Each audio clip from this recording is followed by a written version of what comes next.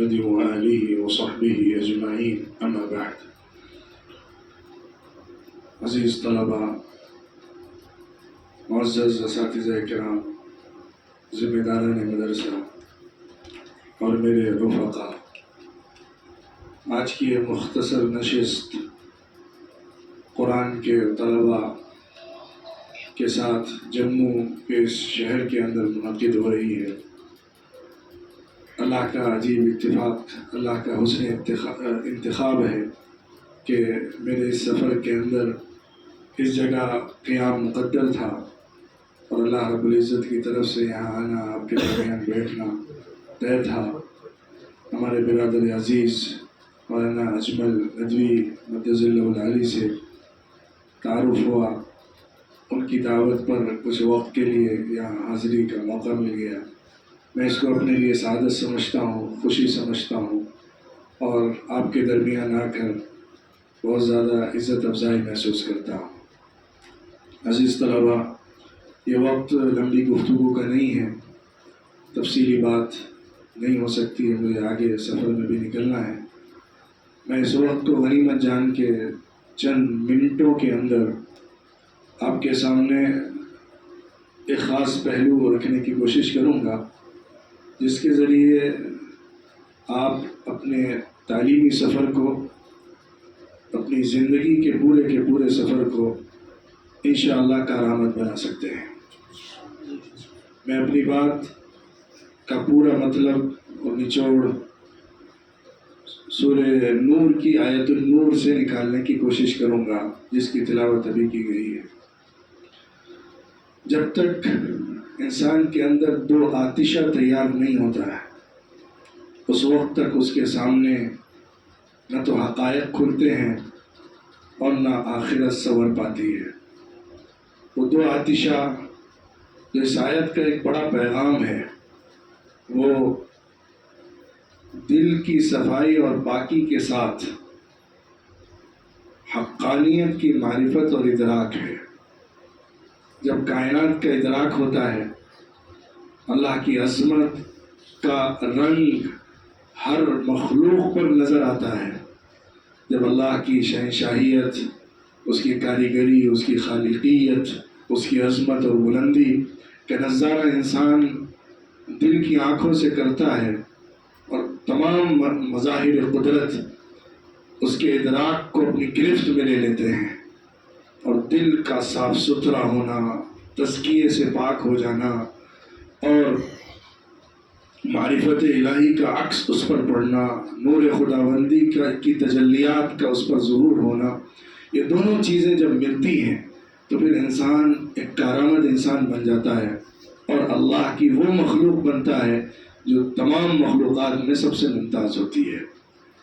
آپ قرآن کے طالب علم ہیں۔ عام طور پر قرآن حفظ کرنے کے زمانے میں قرآن کی عظمت اور قرآن کے پیغام کو ہمارے دل میں نہیں سمویا جاتا ہے، جس کا نتیجہ یہ ہوتا ہے کہ قرآن کے الفاظ تو یاد کرتے ہیں، ہم قرآن کو رٹتے تو ہیں، قرآن کو اپنے ذہن میں محفوظ تو کرتے ہیں، اور وہ تمام برکات کے مستحق بنتے ہیں الحمدللہ، جس کا وعدہ رسول اللہ صلی اللہ علیہ وسلم نے کیا ہے۔ لیکن قرآن پاک کا سکہ دل پر نہیں جمتا، قرآن پاک کا نور ہمارے دماغ اور دل کو منور نہیں کر پاتا۔ اس کو ہم نے اپنی زبان سے ترتب کیا ہوتا ہے، اور زبان کی ادائیگی کے ذریعے سے اس کی برکات تو حاصل کی ہوتی ہے، لیکن ہماری زندگی کے اوپر جو قرآن پاک کا معجزانہ اثر ہوتا ہے وہ ظاہر نہیں ہو پاتا ہے۔ وہ جو معجزانہ اثر ہے قرآن پاک کا، اگر آپ اپنے دل کو پاک کر کے، گناہوں سے دور کر کے، اپنی نگاہوں کو صاف رکھ کے، اپنے عمل کو درست بنا کے، اپنی توجہات کو اللہ کی طرف کر کے، اللہ کی رضا کی طلب کی خاطر اپنی تمام تر کوششوں کو مرکوز کر کے اگر آپ حفظ قرآن کے زمانے کو گزاریں گے تو یہ دور آپ کی زندگی کا سب سے پیارا دور بن جائے گا، سب سے مبارک دور بن جائے گا، اور آپ کی پوری زندگی اس دور کے سائے میں گزرے گی، کیونکہ آپ کے اوپر جس کا سب سے بڑا سایہ ہے وہ قرآن پاک ہے۔ صبح شام اٹھتے بیٹھتے چلتے پھرتے آپ کو قرآن ہی پڑھنا ہے، قرآن کی تلاوت کرنا ہے، قرآن کو اپنی زبان سے ادا کرنا ہے، وضو کے ساتھ رہنا ہے، قرآن کو چھونا ہے، قرآن کے الفاظ کو اپنی نگاہوں میں سمونا ہے، قرآن کے ترانے کو اپنی زبان سے گانا ہے، قرآن پاک کے الفاظ کو نقوش کو اپنے ذہن میں بٹھانا ہے، قرآن کے زمزمے سے کانوں کو مسحور کرنا ہے اور اس کے اثرات سے دل کو نورانی بنانا ہے۔ اس ماحول کے اندر کیفیت کا فقدان ہمیں وہ نتائج نہیں دے پاتا جو اس سے مطلوب ہے۔ آپ چاہے عمر کے اس حصے میں ہوں جس میں علم و ادراک کے وہ حقائق نہیں کھلتے اور مشاہدات کے ذریعے نتائج تک انسان اتنی آسانی سے نہیں پہنچتا، لیکن پھر بھی آپ اس عمر کے اندر جس میں آپ ہیں، آپ اس مرحلے میں جس میں ابھی قرآن صرف زبان سے یاد کر رہے ہیں، اس کے الفاظ کو محفوظ کر رہے ہیں، اپنا تعلق اللہ سے جوڑیے، دل کو پاک صاف بنائیے اور قرآن کے نور کا احساس کریے۔ اس کے نتیجے میں اللہ کے نور کی تجلی دل پر پڑے گی۔ اللہ نور السماوات والارض، اللہ کے نور کی تجلیات کا مشاہدہ کائنات کے ذرے ذرے میں ہے، لیکن اس کے لیے شیشہ دل چاہیے جس پر زنگ نہ لگا ہو، جس پر دھول نہ اٹی ہو، جس پر گرد و غبار نہ اڑی ہو، ایسا صاف ستھرا ہو اور اس کو جلانے والا اور اس کو غذا دینے والا، روشنی پہنچانے والا وہ مادہ ہو، وہ سرمایہ ہو کہ جو بالکل صاف ستھرے منبع سے نکل رہا ہے، اس میں آلائش نہ ہو، اس میں دوسری چیزوں کو ملایا نہ گیا ہو، ایسا صاف ستھرا کہ گویا کہ جیسا آپ دیکھتے ہیں کہ زیتون کے پیڑ سے تیل نچوڑا گیا ہو اور وہ ایسا ہو کہ اس میں کسی بھی ذرہ برابر پانی کی یا دوسری چیز کی آمیزش نہ کی گئی ہو، صاف ستھرے دیے کے اندر، چراغ کے اندر اس کو ڈال کے جلایا جا رہا ہو، تو کیا آگ بھڑکے گی، کیا شعلہ اٹھے گا، کیا چمک ہوگی اس آگ کے اندر جو جلائی جائے گی، اس دیے کے اندر کیا روشنی ہوگی، کیا صفائی اور شفافیت ہوگی۔ وہی ہمیں اپنے آئینہ دل کو بنانا ہے۔ جب اس عمر سے آپ قرآن کی عظمت کو دل میں بٹھائیں گے اور قرآن پاک کے الفاظ کو یاد کرنے کے ساتھ ساتھ اللہ رب العزت کی عظمت، کبریائی اور قرآن کی بڑائی کو اپنے سینے میں جگہ دیں گے تو آپ کی پوری زندگی کا سفر قرآن کے سائے میں گزرے گا۔ تو یہ وقت آپ کا بڑا قیمتی ہے، مبارک ہے۔ شاید کم زندگی میں ایسا وقت ملتا ہے کہ صبح و شام اتنا زیادہ عبادت کرنے کا موقع ملتا ہو۔ سب سے افضل عبادت قرآن پاک کی تلاوت ہے۔ حضور اکرم صلی اللہ علیہ وسلم نے ارشاد فرمایا،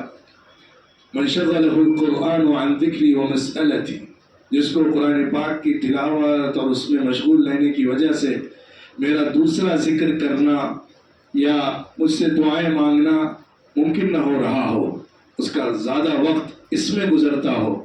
تو میں اس کو وہ دیتا ہوں جو دوسروں کو نہیں دیتا۔ اللہ رب العزت قرآن پاک سے شغف پیدا کرنے کی بنیاد پر وہ فضائل عطا کرتا ہے، وہ نعمتیں عطا کرتا ہے جو دوسری بڑی سے بڑی عبادتوں پر نہیں ملتی ہے۔ قرآن پاک سے آپ کا تعلق رسمی نہ ہو، رواجی نہ ہو، عملی ہو، روحانی ہو، قلبی ہو، فکری ہو، ذہنی ہو، کیفیات کو پیدا کرنے والا ہو۔ اور اسی کے ساتھ ساتھ آپ کی اگر آج یہ نیت بن گئی کہ میں جس قرآن کو یاد کر رہا ہوں اس کو آگے سمجھنے کی بھی کوشش کروں گا، ٹھیک ہے، ابھی وہ مرحلہ نہیں ہے کہ آپ گہرائی سے قرآن پاک کے معانی اور مضامین کو سمجھ سکیں، اس کے الفاظ کو یاد کر رہے ہیں، لیکن دل میں یہ تمنا، یہ آرزو، یہ نیت، یہ جذبہ بیدار ہو جانا چاہیے کہ ہمیں آگے چل کر قرآن پاک کو سمجھنا بھی ہے، قرآن پاک کے مضمون کو ہضم کرنا بھی ہے، جس کو ہم نے صبح و شام زبان سے دہرایا ہے، اس کے معانی کو، اس کے پیغام کو سمجھنے کی کوشش اپنی زندگی میں کی جائے گی تو انشاءاللہ آپ کا یہ دور زندگی کا سب سے بابرکت اور سب سے زیادہ مؤثر اور فائدہ مند دور بن جائے گا۔ آگے کی زندگی انشاءاللہ آپ کی بہت اچھی ہوگی، آپ پورے علاقے کے لیے بقائے نور بن جائیں گے اور مینار نور بن کر زندگی گزاریں گے۔ آج ہمیں ایسے ہی طلباء کی بہت ضرورت ہے جو قرآن پاک کو سمجھتے بھی ہوں، قرآن پاک کی عظمت اور اس کی کیفیات کو اپنے اندر جذب کرتے ہوں اور پھر اس کی تجلیات ان سے ظاہر ہوتی ہوں. جب بولتے ہوں تو قرآن کی زبان نکلتی ہو، جب دیکھے جائیں تو قرآن پاک کا نقشہ ان کے ذریعے سے سمجھ میں آنے لگے. رسول اللہ صلی اللہ علیہ وسلم کی عظمت اور اخلاق کے بلند ہونے کا ایک بڑا رمز یہ تھا، جس کو حضرت عائشہ صدیقہ رضی اللہ عنہا نے کھولا ہے، کان خلقہ القرآن. قرآن پاک کی جیتی جاگتی تصویر حضور اکرم صلی اللہ علیہ وسلم کی